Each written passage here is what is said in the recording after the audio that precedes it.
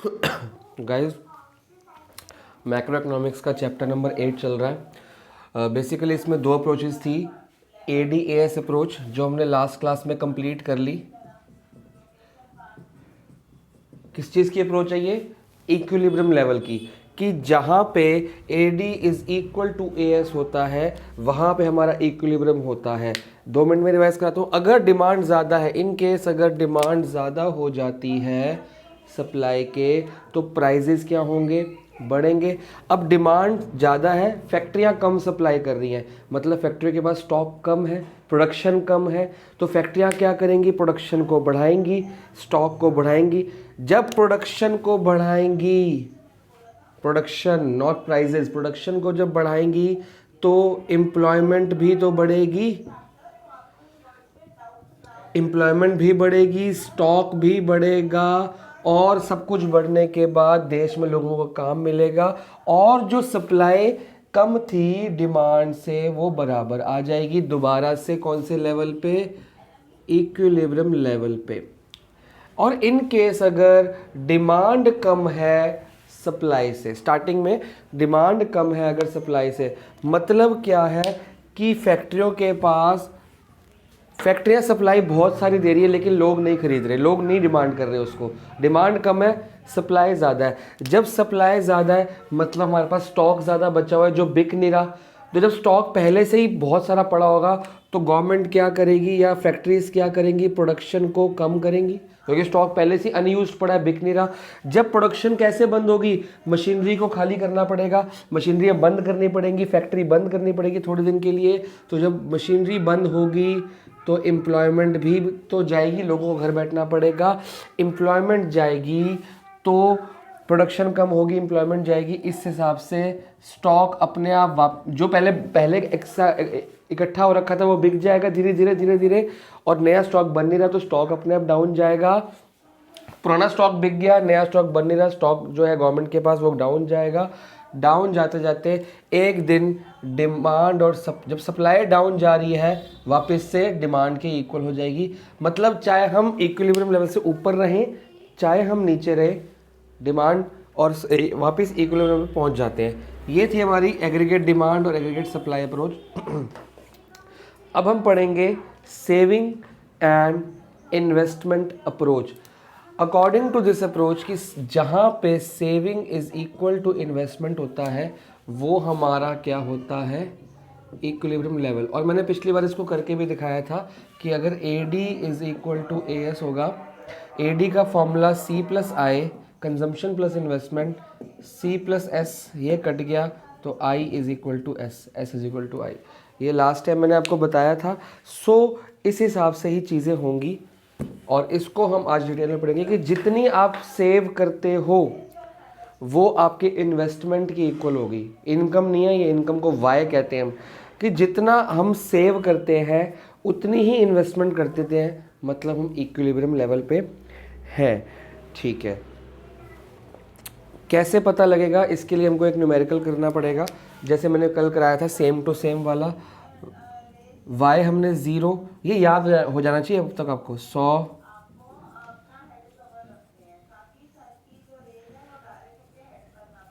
ठीक है, 600 दिया तो 600 ले लो, 100 से ये बढ़ेगा। और हमने कल देखा था C कंजम्पशन -40, जिसको C बार कहते हैं, हर बार लिखता हूँ मैं। और ये 80 से बढ़ेगी 40, और सॉरी -40 लीजिएगा थे, C बार तो सेविंग होती थी। ये 80 से बढ़ेगी। I think the board is clear.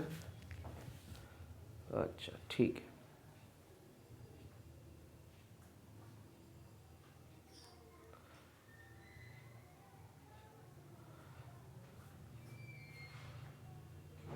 अब ठीक है, इसको 80 से बढ़ाते हैं जी। 80 से बढ़ा दो,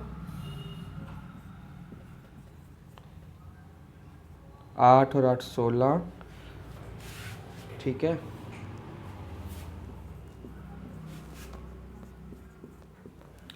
और इसके बाद हमने सेविंग बनानी होती है, या इन्वेस्टमेंट ले लो, या चलो सेविंग ही ले लो क्योंकि S = I चल रहा है ना। सेविंग हमको पता है, अगर इनकम इतनी है कंजम्पशन इतना है तो सेविंग -40, इनकम इतनी है, इतना खा रहे हो -20, 200 रुपये कमा रहे हो, 200 रुपये खा रहे हो, सेविंग 0, 300 कमा रहे हो, 280 खा रहे हो, 20 रुपये बच गए, 400 कमा रहे हो, 360 खा रहे हो, 40 रुपये बच गए, 60 रुपये बच गए, सेविंग मतलब बच गए 80 रुपये बच गए। और मैंने बताया था ये 80 से बढ़ाते हैं, ये 100 से बढ़ाते हैं, ये 20 से बढ़ाते हैं। ये आपकी रफ वर्क है, ठीक है, आपको याद करने के लिए। पिछले चैप्टर 7th में और नए इस चैप्टर 8th में और अगले चैप्टर में भी यही टेबल चलता रहेगा। तो एक ही टेबल याद कर लो जिस सारे एग्जाम्पल दे सकते हो। मैं नहीं कहता आपको टेबल एग्जाम में बनाना ज़रूरी है, आपको ग्राफ विदाउट टेबल सिखा रहा हूँ मैं, इस टेबल के विदाउट हेल्प के ग्राफ सिखा रहा हूँ। बट अगर आपको आंसर बड़ा करना है और आप टेबल बना देते हो तो आपका बहुत बेनिफिट हो जाएगा। चलो जी आगे चलते हैं। इन्वेस्टमेंट हमने रखी हुई है ऑटोनॉमस, जिसको हम ऑटोनॉमस इन्वेस्टमेंट भी कहते हैं या आई बार भी कहते हैं। ये हमने 40-40 पे रखी हुई है स्टार्टिंग से। 7 चैप्टर और 8 चैप्टर सब में हमने 40-40 रखी हुई है फिक्स। अब आपने देखना है इक्विलिब्रियम कहाँ पे है। हमारा इक्विलिब्रियम वहाँ पे है जहाँ पे saving is equal to investment है, यहाँ पे ये आपका इक्विलिब्रियम लेवल है जहाँ पे saving is equal to investment है। इतने पोर्शन में जो सेविंग है वो क्या है इन्वेस्टमेंट से, देखो कम है, 40 से कम है। Saving is less than investment, saving is equal to investment, saving is more than investment, ज़्यादा होगी। तो ये आपके रिमार्क्स होते हैं जैसे बुक में लिखा है। अब आप इसको कर्व पे करके देखेंगे हम बड़े तरीके से। बुक में 2 कर्व्स बने हैं, हम ट्राई करेंगे हम एक ही कर्व से इसको करा दें, ठीक है। दूसरा कर्व है पिछले वाला जो आपने पिछला ADAS अप्रोच किया था। तो अगर आप ADAS अप्रोच को भी देखो वो यहाँ पे आएगी और हमारा जो अभी कर्व बनना है वो यहाँ पे आएगा। सबसे पहले मैं y बना दूँ या y की ज़रूरत तो है नहीं, I बनाते हैं क्योंकि S और I चाहिए। सबसे पहले I बनाते हैं। I कितना 40, अगर ये 0 है, ये मान लो 40 है, तो ये ऐसा बनेगा।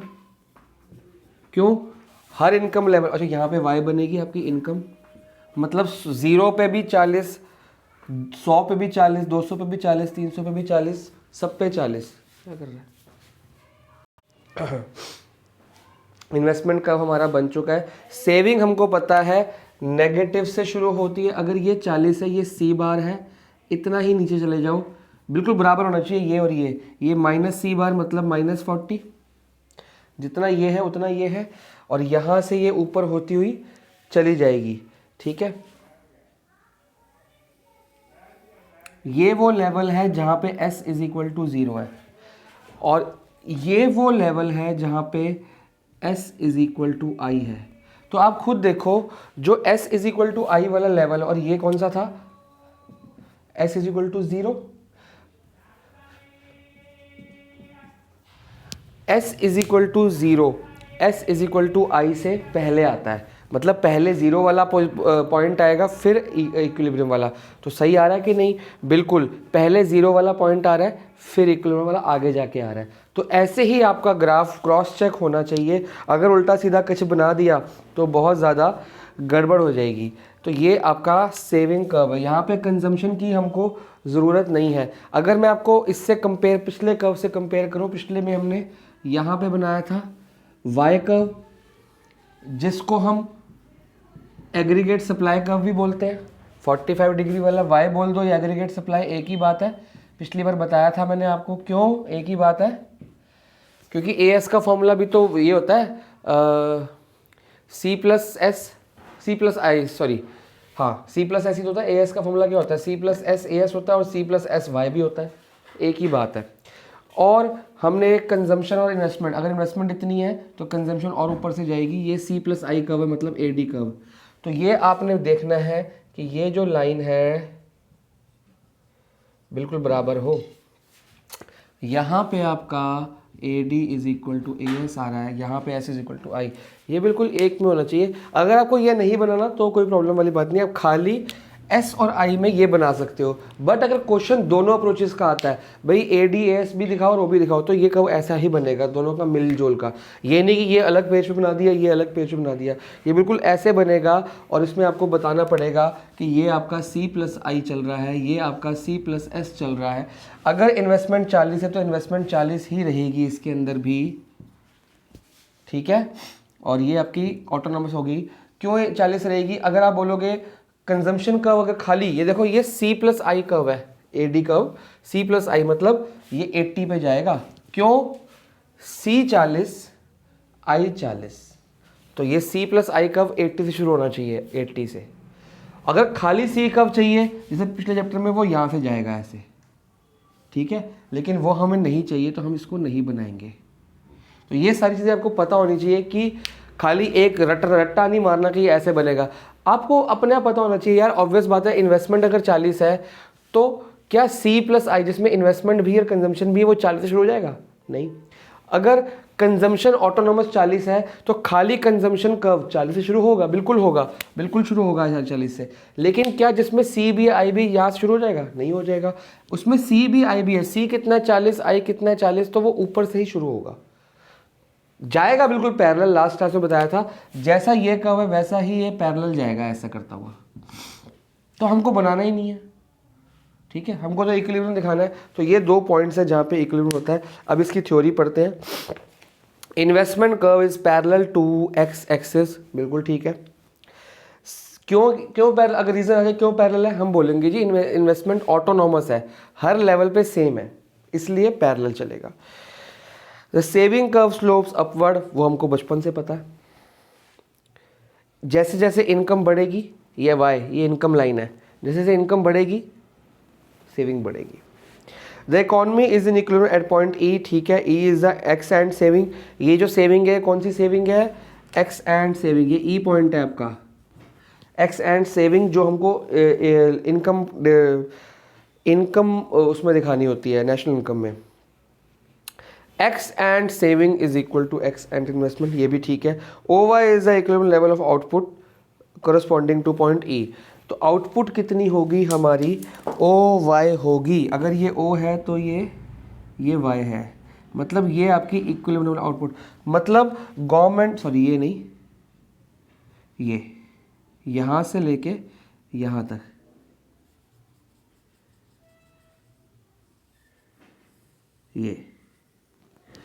ये आपकी क्या है? Equilibrium level of output.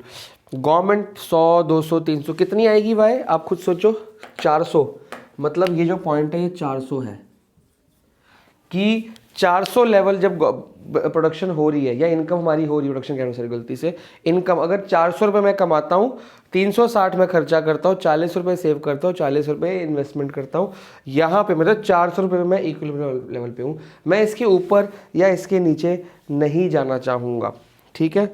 अगर मैं इससे ऊपर चला गया, मान लो अगर डेविएशन हो गया और मैं ऊपर चला गया, ऊपर जाने पे क्या होगा? ऊपर जाना मतलब इससे पहले आ गया। इससे पहले आप अगर देखते हो 400 से पहले आते हो तो आपकी इन्वेस्टमेंट ऊपर है, सेविंग नीचे है। इन्वेस्टमेंट ऊपर है, ये देखो इन्वेस्टमेंट कब ये रहा, सेविंग कब नीचे, मतलब S is less than I, S कब नीचे, आई कब ऊपर। सेविंग्स आपकी इन्वेस्टमेंट से कम होंगी। जब आपकी सेविंग्स लेस देन कम होंगी, इन्वेस्टमेंट से कम होंगी, it means that households are consuming more and saving less. Investment आपकी ज़्यादा है और ये कम है, मतलब हम खर्चा ज़्यादा कर रहे हैं, सेव कम कर रहे हैं। जितना बचता है इससे इन्वेस्ट कर देते हैं, एफडीज़ में, म्यूचुअल फंड्स में, मशीनरी में, लैंड में, किसी भी जगह पे इन्वेस्टमेंट कर देते हैं, सेव कम कर रहे हैं। जब हम इन्वेस्टमेंट ज़्यादा, खर्चा ज़्यादा करेंगे, इन्वेस्टमेंट ज़्यादा करेंगे, फर्म्स एक्सपेक्ट देम टू, ठीक है, as a result planned inventory would fall below the desired level. हमने इन्वेस्टमेंट कर दी, खर्चा करे जा रहे हैं, सेव नहीं कर रहे। जब खर्चा करेंगे तो किस पे खर्चा करेंगे? कुछ लेंगे, भाई हमने पैसा इन्वेस्टमेंट किया तो कुछ लिया होगा। जब हम खर्चा कर रहे हैं, कंज्यूम कर रहे हैं, इन्वेस्टमेंट कर रहे हैं, कुछ भी खर्च रहे हैं, सेविंग नहीं कर रहे, बचा नहीं रहे पैसे को, तो कुछ लेंगे, कुछ बाजार से खरीदेंगे तभी खर्चा बढ़ रहा है। तो बाजार से जैसे खरीदना शुरू कर देंगे, इन्वेस्टमेंट ज़्यादा है, सेविंग कम, मतलब खर्चा ज़्यादा हो रहा है। खर्चा ज़्यादा होते होते यहाँ पे जो गवर्नमेंट के पास स्टॉक है या मार्केट में जो स्टॉक है, इन्वेंट्री कहते हैं इसको, इन्वेंट्री क्या हो जाएगी, डाउन चली जाएगी। क्यों डाउन जाएगी? क्योंकि लोग खरीद रहे हैं, लोग इन्वेस्टमेंट ज़्यादा कर रहे हैं, खर्चा ज़्यादा कर रहे हैं। जैसे जैसे इन्वेंट्री नीचे जाएगी, अब इन्वेंट्री नीचे चली गई, अब इन्वेंट्री को ऊपर बनाने के लिए क्या किया जाएगा, सप्लाई बढ़ानी पड़ेगी, सप्लाई बढ़ानी पड़ेगी जो नीचे है, मतलब मशीनें फर्म को प्रोडक्शन बढ़ानी पड़ेगी। अब ये स्टॉक नीचे चला गया, इसको ठीक करने के लिए प्रोडक्शन को बढ़ाना पड़ेगा। जब गवर्नमेंट प्रोडक्शन या फैक्ट्रीज प्रोडक्शन, बार बार गवर्नमेंट मुंह से निकल रहे थे, फैक्ट्रीज प्रोडक्शन बढ़ाएंगी, बढ़ाती रहेंगी। कब तक बढ़ाएंगी? जब तक ये वापस से सेविंग के इक्वल ना आ जाए, investment become equal to each other. मतलब प्रोडक्शन बढ़ाएंगे तो मशीनरी खरीदी जाएगी, बिल्कुल खरीदी जाएगी। लोगों को एम्प्लॉय किया जाएगा, बिल्कुल किया जाएगा। जब लोग एम्प्लॉयमेंट में आएंगे, उनको कमाई दी जाएगी, उनकी इनकम बढ़ेगी, बिल्कुल बढ़ेगी। जब उनकी इनकम बढ़ेगी तो सेविंग क्या होगी, बढ़ेगी। मतलब अगर प्रोडक्शन बढ़ाना पड़ेगा, एम्प्लॉयमेंट बढ़ेगी, उससे लोगों की इनकम बढ़ेगी। जब लोगों की इनकम बढ़ेगी तो हमको पता है जब वाई बढ़ता है तो सेविंग भी साथ साथ बढ़ जाती है। तो सेविंग पहले कम थी, प्रोडक्शन बढ़ा के लोगों को काम दे के, मतलब खर्चा ज़्यादा था इसलिए स्टॉक कम हो गया, लोग ज़्यादा सामान खरीद रहे थे। स्टॉक दोबारा से वापस बढ़ाने के लिए प्रोडक्शन बढ़ाई जाएगी, लोगों को काम पे रखा जाएगा, उससे लोगों की इनकम बढ़ेगी। लोगों की इनकम बढ़ते बढ़ते बढ़ते जब इनकम बढ़ेगी तो ऑब्वियसली सेविंग भी बढ़ेगी, तो सेविंग भी बढ़ेगी। इसी का उल्टा चलता है, अगर सेविंग ज़्यादा है इन्वेस्टमेंट से, ये वाला फेज जहाँ पे saving is greater than investment, ध्यान से देख सकते हो आप, saving is greater than investment. Saving कब ऊपर है और आई कब आपका नीचे है।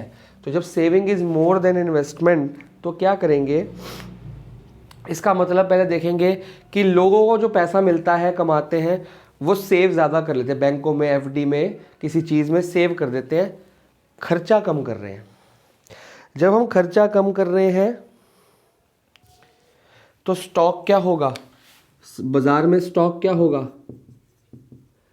बढ़ जाएगा, क्योंकि लोग खरीद नहीं रहे, अपना पैसा सेव कर लेते हैं, मार्केट में शॉपिंग कम कर रहे हैं, तो स्टॉक मार्केट में सामान क्या होगा, बढ़ जाएगा, बिक नहीं रहा, पड़ा पड़ा बढ़ गया, पीछे से बन रहा था, पीछे से फिर कंपनी क्या कर देगी, फैक्ट्रीज क्या कर देंगी, प्रोडक्शन को रोक देंगी, गिरा देंगी, प्रोडक्शन रोक दी जाएगी कि स्टॉक ऊपर हो चुका है, स्टॉक को कम किया जाए, बहुत ज़्यादा स्टॉक फालतू में हो चुका है तो उसको कम किया जाए। जब प्रोडक्शन को कम करेंगे तो आपका एम्प्लॉयमेंट भी क्या हो जाएगा, कम, लोगों को काम से निकाला जाएगा। जब लोगों को काम से निकाला जाएगा, लोगों की नौकरियां चली जाएंगी, लोगों की इनकम क्या हो जाएगी, डाउन जाएगी। इसी का उल्टा चल रहा है जी, लोगों की इनकम डाउन जाएगी, बिल्कुल जाएगी। अच्छा, ये आपने नोट करना है क्योंकि बुक में थ्योरी लिखी है, थ्योरी समझ नहीं आएगी जब तक ये समझ नहीं आएगा।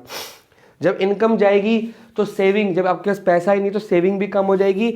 इनकम बढ़ती है तो सेविंग बढ़ती है, इनकम घटती है तो सेविंग भी घटती है। जब सेविंग कम जाएगी, सेविंग ऊपर चली गई थी इन्वेस्टमेंट से, सेविंग ज़्यादा हो गई थी इन्वेस्टमेंट से, सेविंग घटती घटती घटती घटती वापस से इन्वेस्टमेंट की इक्वल हो जाएगी। तो चाहे हम यहाँ पे हैं, चाहे हम यहाँ पे, वापस इस जगह पे पहुँच ही जाते हैं, क्योंकि फैक्ट्रियाँ यहाँ पे प्रोडक्शन बढ़ा देती हैं, फैक्ट्रियाँ यहाँ प्रोडक्शन घटा देती हैं।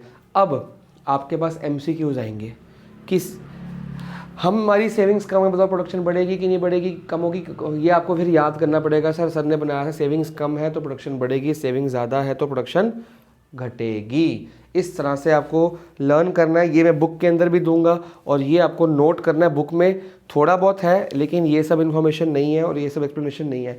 जिसको कोई भी डाउट हो, ये समझ नहीं आया, दोबारा एक्सप्लेनेशन चाहिए मेरे से, तो प्लीज़ मेरे को बताएं, मैं उसको अलग से क्लास देके या 2-3 बच्चों की अच्छी कंबाइन क्लास लेके समझा दूंगा, ठीक है।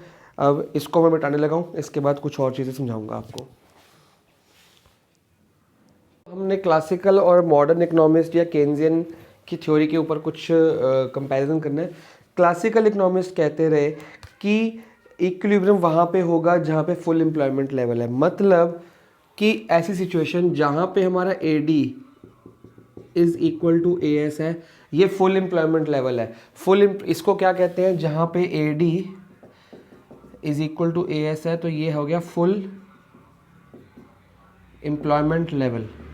मतलब यहाँ पे जितनी डिमांड है उतनी सप्लाई है, मतलब यहाँ पे सबको काम मिला हुआ है, कोई बेरोज़गार नहीं है। मतलब जितने लेवल इस लेवल ऑफ आउटपुट पे, मतलब अगर मैं आउटपुट देखूँ, आउटपुट कहाँ पे होता है, अगर मैं इस लेवल पे देखूँ, इनकम भी ले लिया यहाँ पे, आउटपुट भी ले लो और यहाँ पे एम्प्लॉयमेंट भी ले लो अकॉर्डिंग टू द बुक। तो ये वो पॉइंट है कि इतनी लेवल ओ वाई पे, इतनी इनकम, इतनी एम्प्लॉयमेंट, इतनी आउटपुट पे जितने लोगों को विलिंग है, काम करना चाहते हैं, एबल हैं, मैंने एम्प्लॉयमेंट पिछली क्लास में बताया था, विलिंग काम करना चाहते हैं, एबल काम कर सकते हैं, और प्रिवेलिंग वेज रेट पे, इस टाइम जो वेज रेट जो इनकम मिल रही है उस पर तैयार है, विलिंग है काम करने को, एबल है काम करने को, इस वेज रेट पे तैयार है, रेडी है काम करने को, उनको काम मिल गया है, एम्प्लॉयमेंट मिल गई है, जितनी इनकम है उतनी एम्प्लॉयमेंट उनको मिल गई है। ये तब होती है जब आपकी AD is equal to AS होती है, और इसको हम फुल एम्प्लॉयमेंट लेवल भी कह सकते हैं। सेकंड होता है जी अंडर एम्प्लॉयमेंट, जब आपकी डिमांड सप्लाई से नीचे चली जाएगी। It refers situation where aggregate demand is equal to aggregate supply when the resources are not fully, ये इक्विलिब्रियम जहाँ पे मीट कर रहा है। अगर मान लो कि आपके एम्प्लॉयमेंट पूरी तरह यूज़ नहीं हो रही, जितना आपका वर्कर है या रॉ मटेरियल पूरी तरह एम्प्लॉयमेंट मतलब खाली लेबर नहीं होती, रिसोर्सेज भी होते हैं, रिसोर्सेज लेबर पूरी तरह एम्प्लॉय नहीं हो रहे। जब वो पूरी तरह एम्प्लॉय नहीं हो रहे, मतलब वो आइडल बैठे हैं, वो खाली बैठे हुए हैं, मतलब जब वो खाली बैठे उनकी इनकम क्या हो गई, इनकम डाउन हो गई, और जब उनकी इनकम डाउन होगी उनकी कंजम्पशन क्या होगी, डाउन, उनकी इन्वेस्टमेंट क्या होगी, डाउन। तो equal to when the resources are not fully applied, जब रिसोर्सेज फुली एम्प्लॉयड नहीं होंगे तो आपका AD कर्व जो है वो नीचे आ जाएगा। उनके यहाँ जब लोग खाली बैठे हैं, उनकी डिमांड की सप्लाई, देखो सप्लाई कौन करता है, सप्लाई तो फैक्ट्री करती है, ठीक है, डिमांड कौन करता है, लोग। अब लोगों को काम नहीं मिल रहा क्योंकि सप्लाई ऑलरेडी पूरी हो रखी है, जितनी फैक्ट्री में जितनी लेबर की ज़रूरत है उतनी लेबर भर चुकी है, वैकेंसी नहीं है, मतलब सप्लाई तो हिलने से रही, क्योंकि सप्लाई तो प्रॉपर अपने टाइम पे चल रही है, वैकेंसी नहीं है, लेकिन लोगों को काम नहीं मिल रहा। इस सिचुएशन को हम बोलते हैं अंडर एम्प्लॉयमेंट, कि लोग काम करना चाहते हैं बट काम मिल नहीं रहा एग्जिस्टिंग वेज रेट पे। जब लोग काम करना चाहते हैं और काम नहीं मिल रहा तो उनकी इनकम क्या जाएगी, डाउन। जब उनकी इनकम डाउन जाएगी उनकी डिमांड क्या हटेगी, डिमांड घटेगी और डिमांड नीचे आ जाएगी। ये आपका AD कर्व शिफ्ट हो जाएगा डाउनवर्ड्स। क्यों डाउनवर्ड, आप बोलोगे सर अगर काम नहीं मिल रहा तो ये भी तो, यहाँ पे तो कंजम्पशन और सेविंग है, ये भी तो डाउन जाएगी। ये सप्लाई फैक्ट्रियाँ करती हैं जी, डिमांड लोग करते हैं। काम क्यों नहीं मिल रहा, क्योंकि फैक्ट्री में पूरी वैकेंसी, मतलब पूरी जगह फुल है, वैकेंसी नहीं है।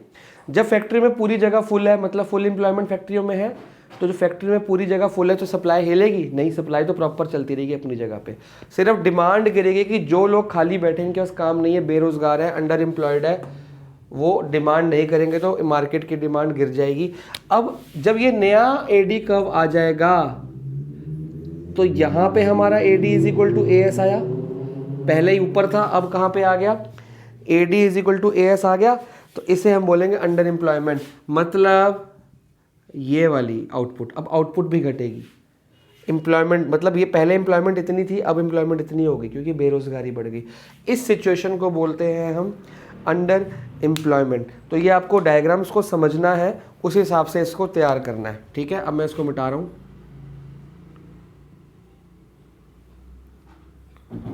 अगर